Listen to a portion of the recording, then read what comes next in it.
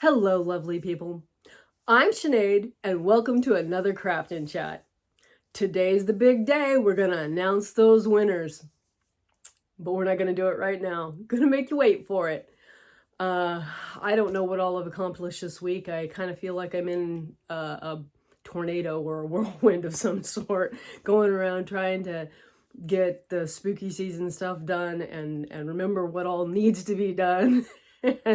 Oh, I needed to do another cat. Oh dear, I need to do that other thing over there. Anyway, it's just crazy. So I am actually working on some little Halloween decoration type things with the ghosts, and we will be progressing on that today. And then somewhere in there, we'll take a break and I'll announce the winners, and then we'll get back to it and hopefully finish at least one of the 6 I have planned. So let's turn around that camera and get started. So you know how it is when things don't go exactly as planned. I'm sure you've all had it happen. This week it's been happening to me. So I recorded the intro and I turned around to film the next step and nothing was dry. Nothing was ready. Everything that I thought should be ready was not. So I waited and waited and I'm still not quite ready. So here's the ghosts. I'm going to just share that with you. And here are the pumpkins that will also be there. And the mounds are getting there, but they're not quite ready for the stage that I wanted to share. So let's check this out here. I got one cat made. And then I asked Joey and Arthur if they would try and make some cats. And they did, but I think that they will end up being,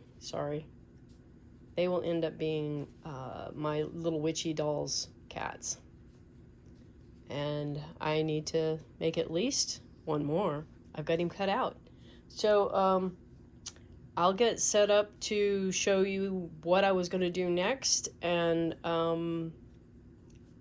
but in the meantime, let's hear from our cheeky little sponsor.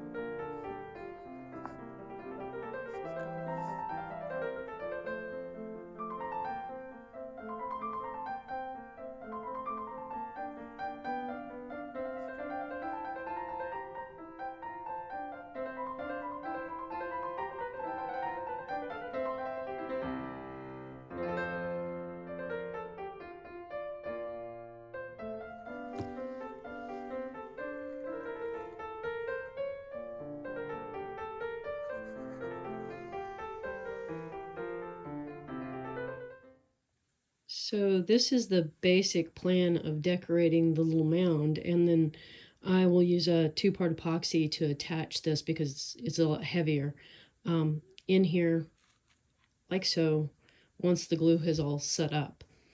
And then I will drill a hole in here and put the ghost into the mound so that it's kind of standing over the, or floating over the pumpkin here.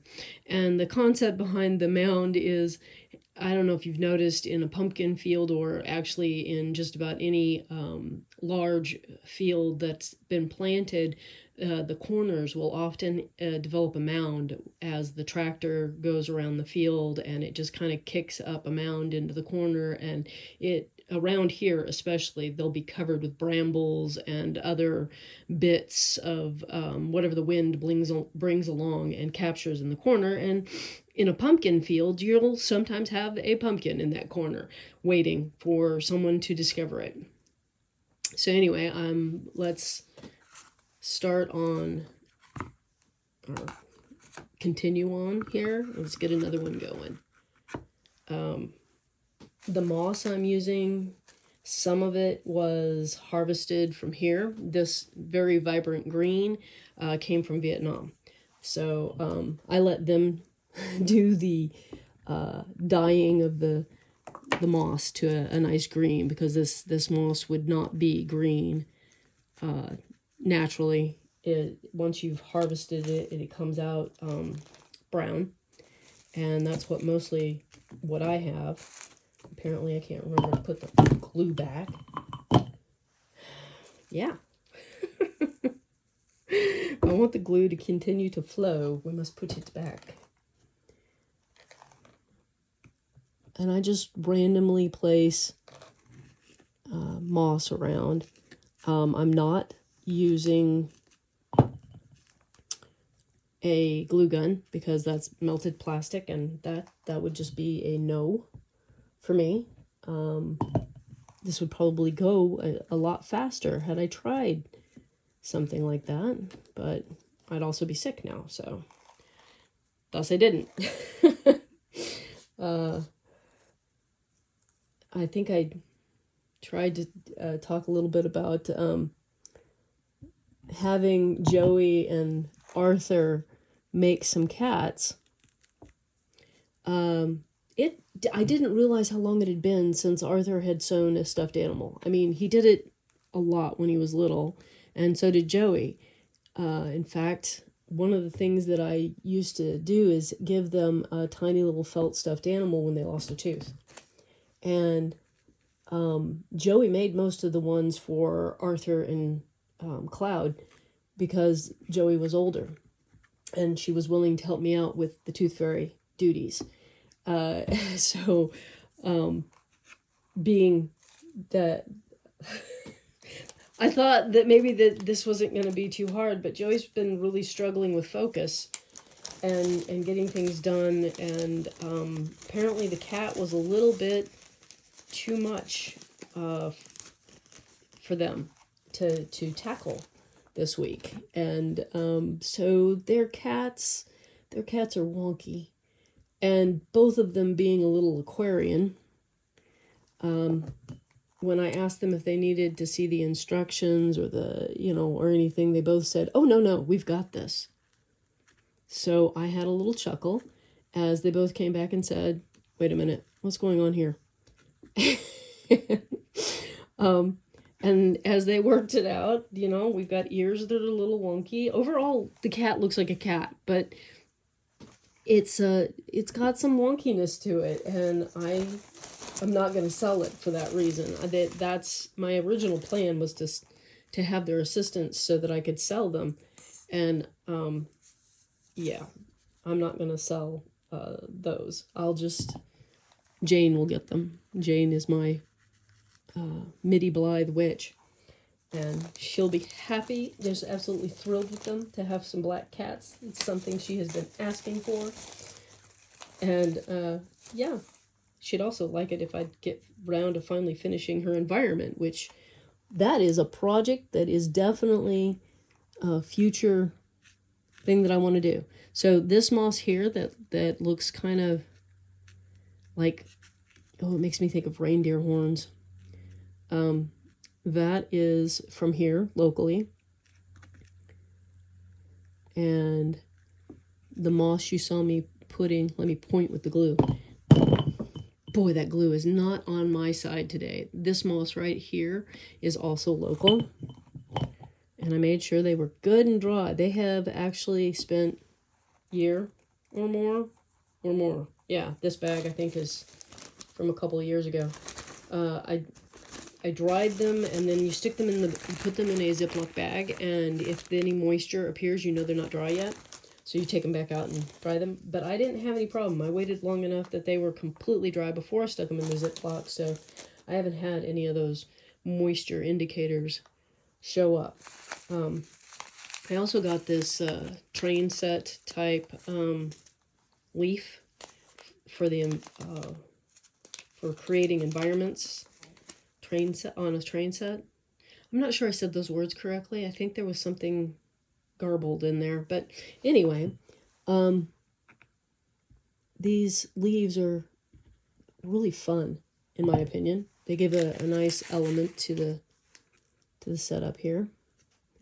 And I kind of apply them like glitter but with more patting it down before I turn it over. So that somebody's caught in the glue. But I don't want a bunch of extra leaves floating about the whole time after. So we knock off the excess. Placement. And let's see, what did I did?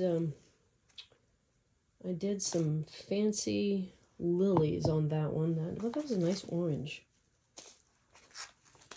Do I want to do that again, or am I going to do this one different?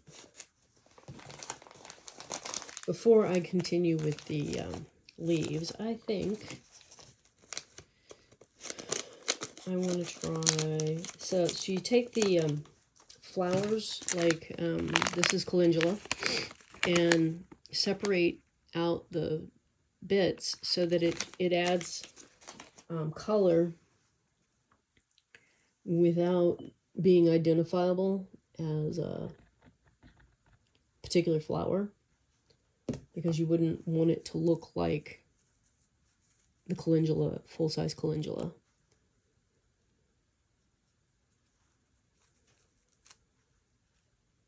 You just want it to look like, I don't know, straw or some other grasses that might be growing in the field. And again, trying to make sure that they get patted down into the glue so that they stay.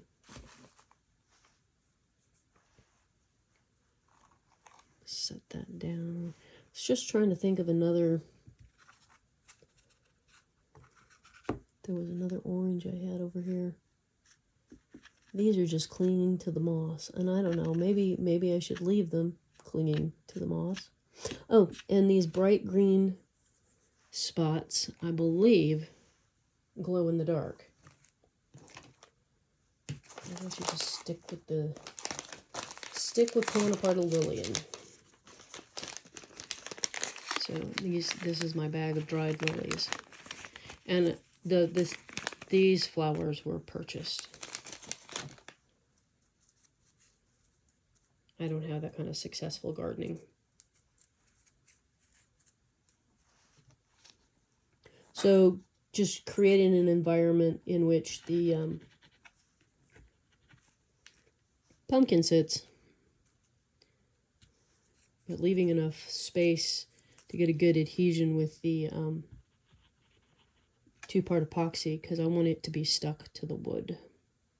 I don't want it to be epoxied to the bits of plant life, because I think that it would come loose.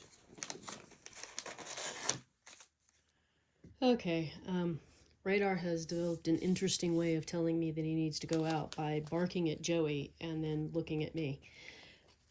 So we took him out, and then I was previewing to see where I'd left off and what I'd said, because I too am having concentration issues, and I found myself sticking this flower in. So I have made these are push pins with a felt flower and a couple of leaves cut off of a garland, and they made me think of an ode to the pumpkin flower. Not exactly, but kind of that spirit of. So I wanted to put at least one on each of the mounds of this type of orange flower. So let's get back to getting some leaves on here, I think is our next.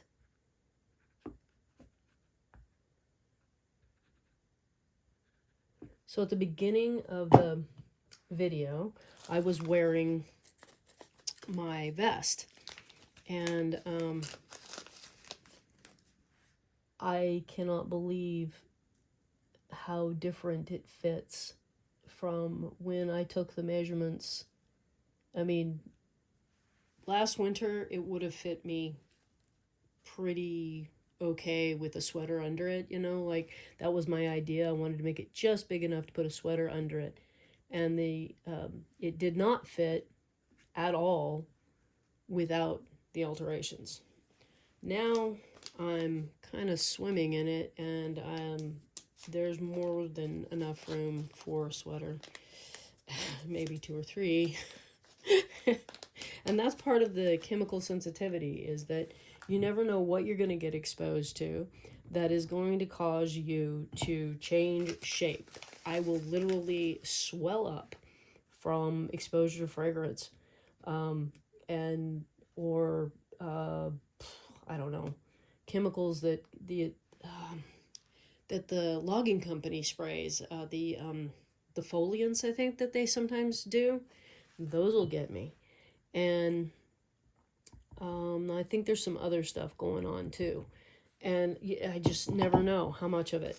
Plus, the mold poisoning was doing quite the number on my digestion, so that I would often have those kind of problems. So yeah, Arthur may end up with that vest, and he seemed to be quite thrilled that it fit him. I just am refusing to give it to him until I have done made up some other vests for myself, because I really like it and I'd kind of like to wear it, and I am not actually bothered by the fact that it's too big. I just know that it'll get to that point where I'll be like, I'm swimming in this, and I'm going to get, you know, when your clothes are too big and they get into your craft. That's what I'm afraid of. I'm afraid of paint and glue and other things getting on the vest because it's so big. So, and I might reserve the, can I have it, borrow it back? Because, you know, you never know. I could end up being that size again because I smelled the wrong thing. And I guess that's just something to be aware of, is that your environment can do that. And, you know, just be kind to other people, because other people are suffering it too. Their environment is messing them up in all kinds of ways. So you don't know what's going on with them. Be kind. And if you're suffering from the same thing, you have my sympathy. It's hard to dress. It's hard to just deal with day in and day out when you just don't know what is going to set you off. So this is kind of, I'm thinking where I want to stop on the adding texture. After I get the ghost put in here, I might add some texture around it. I don't know. Maybe that would draw too much attention to it. But I feel like this has got enough texture otherwise. So we're going to stop there and announce the winner. The drawing was done by Joey, and here she is. It's that time, folks. We're ready to draw a name. This is for the white dragon with pink wings. So Joey is going to assist me by taking the white hat that has the names in it already. Give it a good shake. Draw out that special person. And the winner is...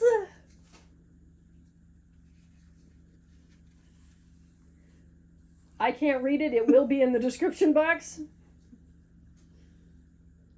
Oh, it's user KF7KV9V03U. Like I said, it'll be printed out in the description box. Please contact me via the website link and the contact us button on the website.